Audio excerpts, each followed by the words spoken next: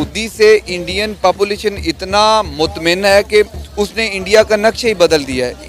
Infrastructure जो है उसने चेंज कर दिया, डेवलपमेंट आई है, ये उसने रोड्स बनाए हैं, उसने लाइक के सिटीज़ की जो सूरत है, जो हेल्थ सेक्टर पे काम उसने किया, एजुकेशन सेक्टर पे मोदी ने काम किया, इंफ्रास्ट्रक्चर पे काम किया, जो बेसिक काम की ज़रूरत है। तो फिर मोदी जो बात करता, मोदी के साथ आवाम इंडिया की क्यों ना खड़ी हो?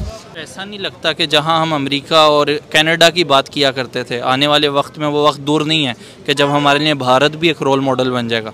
बिल्कुल कह सकते हैं, जैसे वो माशाल्लाह तरक्की कर रहे हैं। पाकिस्तान को जब भी डेट की ज़रूरत पड़ती है ना, कर्जे की ज़रूरत पड़ती है, तो हम जिस मुल्क के पास भी जाते हैं ना, हम उसको जाके अपना दोस्त बना लेते हैं कि हमारे बड़े पुराने इनके साथ ताल्लुकात हैं, हमारी बड़ी चीन के साथ दोस्ती है। क्योंकि इंडिया में IT प्रोजेक्ट्स बहुत अच्छे जा रहे हैं, वहाँ पे नॉलेज बहुत अच्छे हैं, वहाँ पे हमारे बड़ी बड़ी इंडस्ट्रीज जा रही हैं, इंटरनेशनल इंडस्ट्री। अभी भी पासपोर्ट रैंकिंग की अगर मैं आपसे बात करूँ ना, तो वर्ल्ड की वर्स्ट तरीन रैंकिंग में पाकिस्तान का नाम है, जबकि वो 87 से 80 के ऊपर चले गए हैं। ऑटोमोबाइल सेक्टर की अगर मैं आपसे बात करूं तो जापान जैसी कंट्री को भारत ने बीट किया है। मेड इन इंडिया प्रोग्राम के तहत दुनिया की बेहतरीन किस्म की गाड़ियां भारत अब खुद बना रहा है। जय हिंद दोस्तों, भारत सरकार को बहुत ही जल्द $30 बिलियन का फायदा होने वाला है, और ये कोई इन्वेस्टमेंट नहीं होगी, बल्कि ये पैसा खुद भारत सरकार के पास आएगा और भारत सरकार इस पैसे का उपयोग भारतीय अर्थव्यवस्था में करेगी। ऐसा नहीं लगता कि जहां हम अमेरिका और कनाडा की बात किया करते थे, आने वाले वक्त में वो वक्त दूर नहीं है कि जब हमारे लिए भारत भी एक रोल मॉडल बन जाएगा?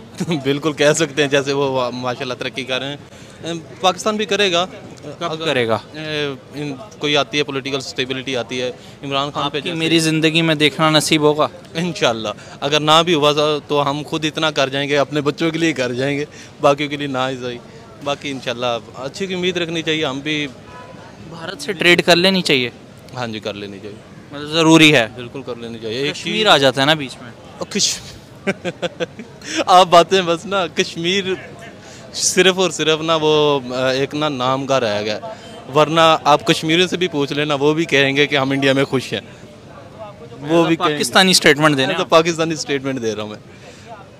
वो क्या करना है यार पाकिस्तान में आके, पाकिस्तान को अब दरअसल हाल ही में ये न्यूज निकल कर आई है कि अमेरिका की दिग्गज इन्वेस्टिंग फर्म JP मॉर्गन भारतीय बॉन्ड को अपने बॉन्ड इंडेक्स में सम्मिलित करने जा रही है। अब अगर यहाँ पर आप बॉन्ड के बारे में नहीं जानते तो मैं आपको बता दूं कि बॉन्ड एक प्रकार से सत्यापन या फिर एक गारंटी होती है, जिसमें भारत सरकार या फिर किसी भी देश की सरकार किसी अन्य कंपनी, संस्था, व्यक्ति या फिर अन्य देश को ये वचन देती है कि आप मुझे एक निश्चित समय के लिए एक निश्चित रकम दीजिए, और वो रकम मैं आपको एक निश्चित समय के बाद वापस लौटा दूंगा, और तब तक मैं आपको कुछ % ब्याज दूंगा। और कुछ % ब्याज का मतलब है कि जो भी देश अपने बॉन्ड पर जितना % ब्याज देता है तो वो उतना % ब्याज देगा। तो कुल मिलाकर बॉन्ड एक लोन होता है, और बॉन्ड के दस्तावेज में जो बातें लिखी जाती हैं वो इस चीज की गारंटी होती है कि जिस भी इंसान ने अपना पैसा दिया है और उस बॉन्ड को खरीदा है, उसका पैसा एक निश्चित समय के बाद उसको वापस मिल जाएगा, और उस पर उसकी ब्याज से अच्छी खासी कमाई होती रहेगी। तो भारत सरकार जब अपने इन्हीं बॉन्ड को बेचेगी तो भारत सरकार के पास भी पैसा आएगा, यानी कि भारत सरकार को भी बहुत सारा लोन मिलेगा। अब आज से पहले भारत सरकार की बॉन्ड से इतनी ज्यादा कमाई नहीं होती थी, और उसका कारण ये है कि भारत एक विकासशील देश है, विकसित देश नहीं, और इसकी वजह से बहुत सारी कंपनियां और बड़े बड़े देश भारतीय बॉन्ड लेना पसंद नहीं करती, और जो कंपनियां या फिर जो भी देश भारतीय बॉन्ड लेते हैं तो उनको भारत सरकार को ब्याज ज्यादा देना पड़ता है, जबकि बदले में भारत सरकार को मूल रकम बहुत कम मिलती है। और जो JP मॉर्गन जैसी बड़ी बड़ी इन्वेस्टिंग फर्म हैं वो भी हमेशा केवल और केवल विकसित देश जैसे कि जापान, अमेरिका, जर्मनी के बॉन्ड को ही दुनिया भर के लोग, कंपनियां और संस्थाओं को लेने की सलाह देती थी। और यही सब कारण था कि जिसकी वजह से भारत सरकार के जो बॉन्ड थे वो दुनिया भर में इतना ज्यादा ट्रस्ट नहीं बना पाए, और फिलहाल भारत सरकार की बॉन्ड से ज्यादा कमाई नहीं होती। लेकिन अब क्योंकि JP मॉर्गन अमेरिका समेत पूरी दुनिया की एक बहुत ही बड़ी इन्वेस्टिंग फर्म है, और इनके पास एक आम इंसान से लेकर बड़ी बड़ी संस्था और बड़ी बड़ी कंपनियों तक का करोड़ों, अरबों और ट्रिलियनों का पैसा है, और दुनिया भर के निवेशक इनकी बातों को मानते हैं, इनकी बातों को ध्यान रखते हैं और इनके अनुसार ही अपना पैसा निवेश करते हैं। और जब JP मॉर्गन अपने बॉन्ड इंडेक्स में भारतीय बॉन्ड को सम्मिलित कर लेगी तो न केवल भारतीय बॉन्ड बिकेंगे बल्कि महंगे दामों पर बिकेंगे, और इससे भारत सरकार के पास बहुत सारा पैसा आएगा। JP मॉर्गन ने अमेरिकन गवर्नमेंट के कहने पर रशियन बॉन्ड को अपने इंडेक्स से हटा दिया है और रशिया की जगह भारत को दे दी है। और अब अगर आप यहाँ पर ये सोच रहे हो कि बॉन्ड का मतलब लोन होता है, तो भारत सरकार को एक बहुत ही बड़ी मात्रा में लोन मिल रहा है और पहले से ही हमारे देश पर बहुत सारा लोन है। तो ऐसे में हमारे देश को और ज्यादा लोन लेने की जरूरत नहीं है और कहीं इतना सारा लोन लेने की वजह से हमारे देश की हालत भी पाकिस्तान जैसी ना हो जाए। तो देखो, ऐसा यहाँ पर कुछ भी नहीं होगा और भारत के एक आम इंसान से लेकर भारत की सरकार तक को बहुत ही बड़ी मात्रा में फायदा होगा। दुनिया की कोई भी कंपनी, कोई भी संस्था, कोई भी व्यक्ति या फिर कोई भी देश जितना ज्यादा लोन लेता है वो उतना ही ज्यादा विकास करता है। दुनिया भर के जितने भी विकसित देश हैं वो बहुत बड़ी मात्रा में लोन लेते हैं और अपनी इकोनॉमी का 4-4 गुना तक लोन लेते हैं। अगर हम बात करें यूके और फ्रांस जैसे विकसित देशों की, तो इनकी जो इकोनॉमी है वो लगभग 3 ट्रिलियन के आसपास है, लेकिन इनका जो कर्जा है वो लगभग 10 ट्रिलियन के आसपास है। और आप यहाँ पर सोच सकते हो कि कितना ज्यादा कर्जा इन देशों ने ले रखा है।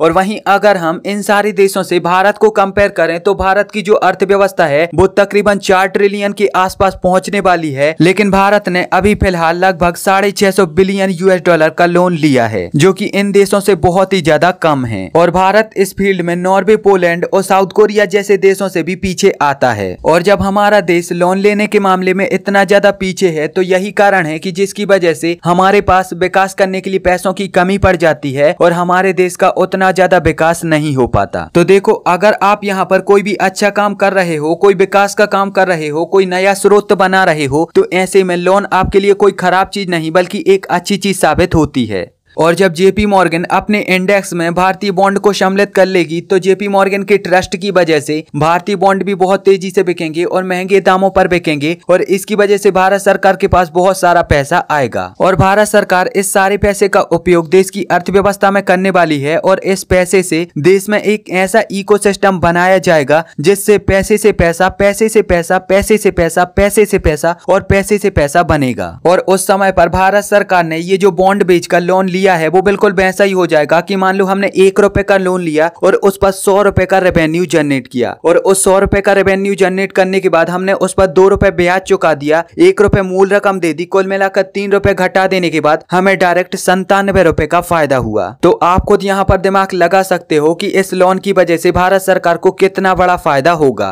वीडियो में मैंने आपसे एक और बात कही थी और वो बात ये थी कि अगर आप कोई भी लोन लेते हो और उस लोन का उपयोग आपके विकास में या फिर कोई भी नया कमाई का स्रोत बनाने में करते हो तो ये आपके लिए एक बहुत ही अच्छी चीज होती है और ये आपके विकास में एक बहुत ही महत्वपूर्ण योगदान देता है। लेकिन दूसरी तरफ जब आप पाकिस्तान की सरकारों के जैसा लोन लेकर अपने ऐशो आराम करने लगते हो और अपनी अय्याशियों पर उस पैसे को खर्च करने लगते हो तो ये आपकी बर्बादी का कारण बन जाता है। और यही कारण है कि जब भारत दुनिया भर से लोन लेता है तो भारत उस पैसे का उपयोग अपनी अर्थव्यवस्था में करता है और उस पैसे से कमाई के नए नए स्रोत बनाता है। लेकिन जब पाकिस्तान की सरकारें दुनिया भर से लोन लेती हैं तो उस पैसे का उपयोग केवल और केवल ऐशो आराम में किया जाता है और उससे कोई भी कमाई का स्रोत नहीं बनता और कुल मिलाकर देश पर वो कर्जा चढ़ जाता है। और इसीलिए आप देख सकते हो कि भारत का पैसा लगातार बढ़ रहा है और पाकिस्तान का पैसा लगातार घट रहा है। खैर, अब बॉन्ड क्या होते हैं, इनसे कमाई कैसे होती है और भारत सरकार अपने बॉन्ड इश्यू करके कैसे कमाई करेगी, ये सारी चीजें आपको पता चल चुकी होंगी। तो अब इस पर आपकी क्या प्रतिक्रिया है मुझे नीचे कमेंट में जरूर बताएं।